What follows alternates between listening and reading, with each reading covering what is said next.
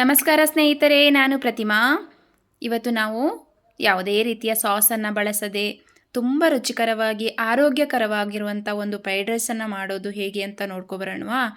ಈ ಸುಲಭ ರೆಸಿಪಿಯನ್ನು ನೀವು ಕೊನೆಯವರೆಗೂ ನೋಡಿ, ಯಾಕಂದರೆ ಕೆಲವೊಂದು ಸಣ್ಣ ಪುಟ್ಟ ಟಿಪ್ಸನ್ನು ನಾನು ಇಲ್ಲಿ ಹೇಳ್ತೇನೆ. ನೀವು ಮನೆಯಲ್ಲೇ ಆರೋಗ್ಯಕರವಾಗಿ ಹೋಟೆಲ್ ರುಚಿಯನ್ನು ಮನೆಯಲ್ಲೇ ನೀವು ಮಾಡಿ ತಿನ್ಬೋದು. ಅಷ್ಟು ಚೆನ್ನಾಗಿರುವಂಥ ಈ ಫ್ರೈಡ್ ರೈಸನ್ನು ಮಾಡೋದು ಹೇಗೆ ಅಂತ ಒಮ್ಮೆ ನೋಡ್ಕೊಬರೋಣ ಬನ್ನಿ.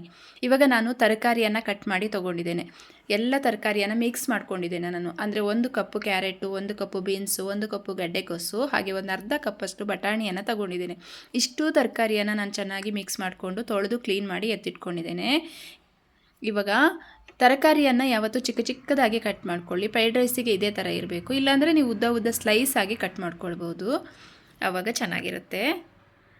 ಇವಾಗ ಒಲೆ ಮೇಲೆ ಒಂದು ಪಾತ್ರೆಯನ್ನು ಇಟ್ಕೊಂಡಿದ್ದೇನೆ. ಪಾತ್ರೆ ಸ್ವಲ್ಪ ಬಿಸಿಯಾದಾಗ ನಾವು 3 ಟೇಬಲ್ ಸ್ಪೂನ್ ಎಣ್ಣೆಯನ್ನು ಹಾಕ್ಕೊಳ್ಳುವ. ನಿಮಗೆ ಎಣ್ಣೆ ಜಾಸ್ತಿ ಬೇಡ ಅನ್ನೋರು 2 ಟೇಬಲ್ ಸ್ಪೂನ್ ಆದರೂ ಎಣ್ಣೆ ಹಾಕ್ಕೊಳ್ಳಿ. ಇವಾಗ 3 ಟೇಬಲ್ ಸ್ಪೂನ್ ಎಣ್ಣೆಯನ್ನು ನಾನು ಹಾಕ್ಕೊಳ್ತೇನೆ. ಎಣ್ಣೆ ಸ್ವಲ್ಪ ಬಿಸಿ ಆಗಲಿ. ಇವಾಗ ಎಣ್ಣೆ ಸ್ವಲ್ಪ ಬಿಸಿ ಆಗ್ತಾ ಬಂತು. ನಾನಿಲ್ಲಿ 1 ಈರುಳ್ಳಿಯನ್ನು ಕಟ್ ಮಾಡಿ ತಗೊಂಡಿದ್ದೇನೆ. ಈರುಳ್ಳಿಯನ್ನು ಹಾಕಿ ಚೆನ್ನಾಗಿ ಫ್ರೈ ಮಾಡ್ಕೊಳ್ಳುವ. ಈಗ ಈರುಳ್ಳಿ ಚೆನ್ನಾಗಿ ಹೊಮ್ಮಣ ಬರೋ ತನಕ ಸ್ವಲ್ಪ ಫ್ರೈ ಆಗಲಿ. ಇದು ಮಕ್ಕಳ ಲಂಚ್ ಬಾಕ್ಸ್ಗಿರಲಿ ಅಥವಾ ಬೆಳಗಿನ ಟಿಫನ್ಗಿರಲಿ ಪ್ರತಿಯೊಂದಕ್ಕೂ ಬೇಗನೆ ರೆಡಿ ಆಗುತ್ತೆ. ನೀವು ರೈಸ್ ಒಂದು ಮಾಡಿ ಇಟ್ಕೊಂಡ್ರಿ ಅಂತ ಆದರೆ ಈ ಫ್ರೈಡ್ ರೈಸ್ ಮಾಡೋದು ದೊಡ್ಡ ಕೆಲಸನೇ ಅಲ್ಲ, ಅಷ್ಟು ಬೇಗ ಇದು ರೆಡಿ ಆಗುತ್ತೆ.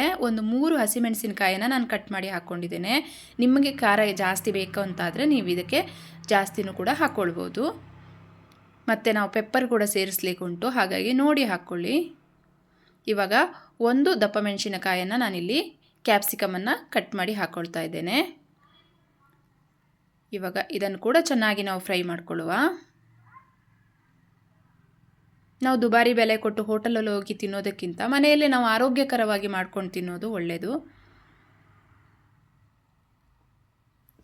ಇವಾಗ ಇದು ಚೆನ್ನಾಗಿ ಫ್ರೈ ಆಗಬೇಕು.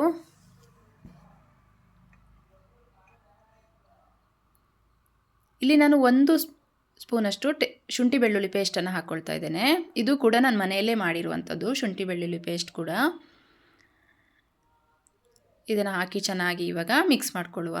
ಹಾಗೆ ನಾನೆಲ್ಲ ತರಕಾರಿಯನ್ನು ಕಟ್ ಮಾಡಿ ಇಟ್ಕೊಂಡಿದ್ದೀನಲ್ಲ ಅದನ್ನು ಕೂಡ ಇದರಲ್ಲಿ ಹಾಕ್ಕೊಳ್ತೀನಿ. ನಾನು ನೀರೆಲ್ಲ ತೆಗೆದು ಕ್ಲೀನ್ ಮಾಡಿ ಇಟ್ಕೊಂಡಿದ್ದೀನಿ, ಅದನ್ನು ಸಹ ಈಗ ಹಾಗೆ ಹಾಕ್ಕೊಳ್ತಾ ಇದ್ದೀನಿ.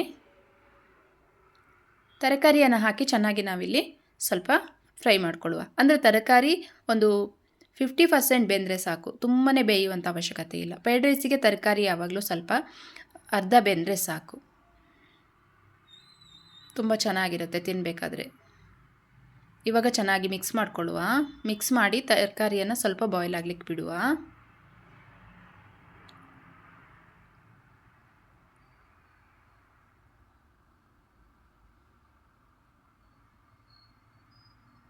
ನೋಡಿ ಇವಾಗ ತರಕಾರಿ ಬಾಯ್ಲ್ ಆಗ್ತಾ ಬಂತು.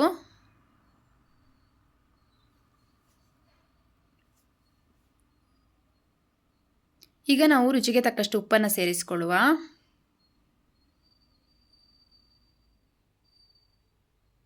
ಉಪ್ಪನ್ನು ಹಾಕಿ ಚೆನ್ನಾಗಿ ಒಂದು ಸಲ ಮಿಕ್ಸ್ ಮಾಡಿಕೊಳ್ಳುವ.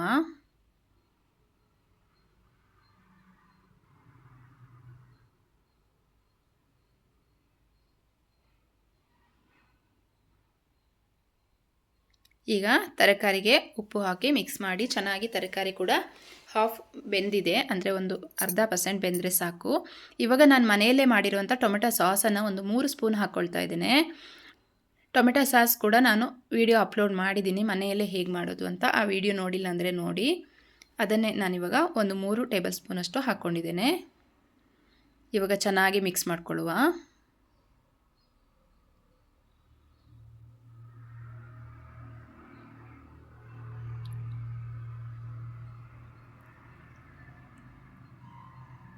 ಈಗ ನಾವು ಮಾಡಿಟ್ಕೊಂಡಿರುವಂಥ ರೈಸನ್ನು ಸೇರಿಸ್ಕೊಳ್ಳುವ. ನಾನಿಲ್ಲಿ 1 ಬೌಲಷ್ಟು ತಗೊಂಡಿದ್ದೇನೆ.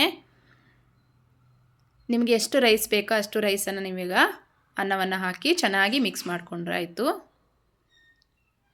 ಇವಾಗ ಇದು ಎಲ್ಲ ಅನ್ನದ ಜೊತೆ ಈ ತರಕಾರಿ ಇದು ಮಿಕ್ಸ್ ಆಗಬೇಕು, ಮಸಾಲೆ. ಆ ರೀತಿ ನಾವು ಇದನ್ನು ಚೆನ್ನಾಗಿ ಮಿಕ್ಸ್ ಮಾಡ್ಕೊಳ್ಬೇಕು. ಇವಾಗ ಅದಕ್ಕೆ ನೀವು ಫಸ್ಟಿಗೆ ಸ್ವಲ್ಪ ದಪ್ಪ ತಳದ ಪಾತ್ರೆ ಹಾಗೆ ಸ್ವಲ್ಪ ಅಗಲವಾಗಿರುವ ಪಾತ್ರೆ ತೊಗೊಂಡ್ರೆ ಚೆನ್ನಾಗಿ ಮಿಕ್ಸ್ ಮಾಡಲಿಕ್ಕೆ ಚೆನ್ನಾಗಿರುತ್ತೆ. ಇವಾಗ ಇದನ್ನು ಚೆನ್ನಾಗಿ ಎಲ್ಲ ಕಡೆ ಎಲ್ಲ ಅನ್ನದಲ್ಲಿ ಗಂಟು ಗಂಟು ಇರಬಾರ್ದು, ಎಲ್ಲವೂ ಕೂಡ ಚೆನ್ನಾಗಿ ಮಿಕ್ಸ್ ಆಗೋ ಥರ ನಾವು ಇದನ್ನು ಮಿಕ್ಸ್ ಮಾಡ್ಕೊಳ್ಬೇಕು.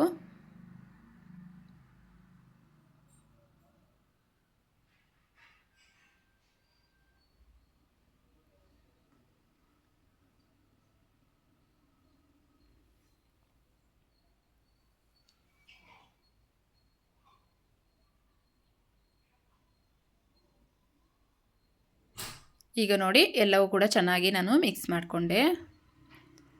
ಅನ್ನದಲ್ಲಿ ಎಲ್ಲಿ ಸಹ ಗಂಟು ಗಂಟು ಥರ ಇರಬಾರ್ದು. ಅನ್ನವನ್ನು ನೀವು ಯಾವಾಗಲೂ ಸ್ವಲ್ಪ ಬಿಸಿ ಬಿಸಿ ಹಾಕಿದರೆ ಸ್ವಲ್ಪ ಮುದ್ದೆ ಮುದ್ದೆ ಆಗ್ಬೋದು.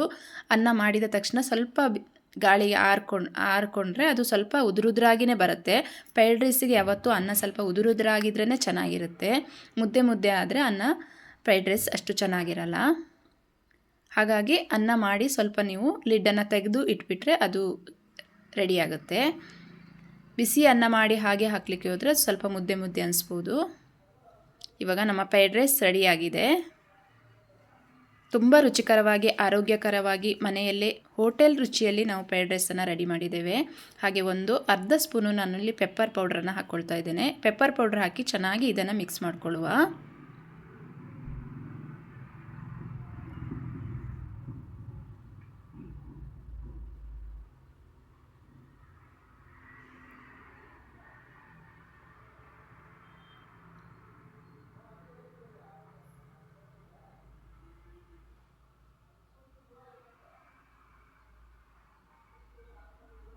ಇವಾಗ ಚೆನ್ನಾಗಿ ಮಿಕ್ಸ್ ಆಗಿದೆ.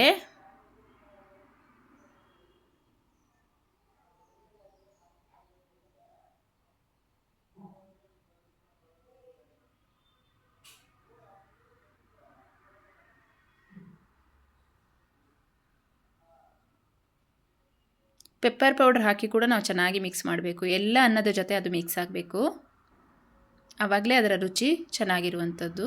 ಪೆಪ್ಪರ್ ಪೌಡ್ರ್ ಹಾಕಲೇಬೇಕು ಫ್ರೈಡ್ ರೈಸಿಗೆ. ಪೆಪ್ಪರ್ ಪೌಡ್ರ್ ಹಾಕಿದರೆ ಚೆನ್ನಾಗಿರುತ್ತೆ. ಕೊನೆಯಲ್ಲಿ ಸ್ವಲ್ಪ ಕೊತ್ತಂಬರಿ ಸೊಪ್ಪನ್ನು ಮೇಲ್ಗಡೆ ಉದುರಿಸ್ಬಿಟ್ರೆ ನಮ್ಮ ಫ್ರೈಡ್ ರೈಸ್ ರೆಡಿ ಆಯಿತು.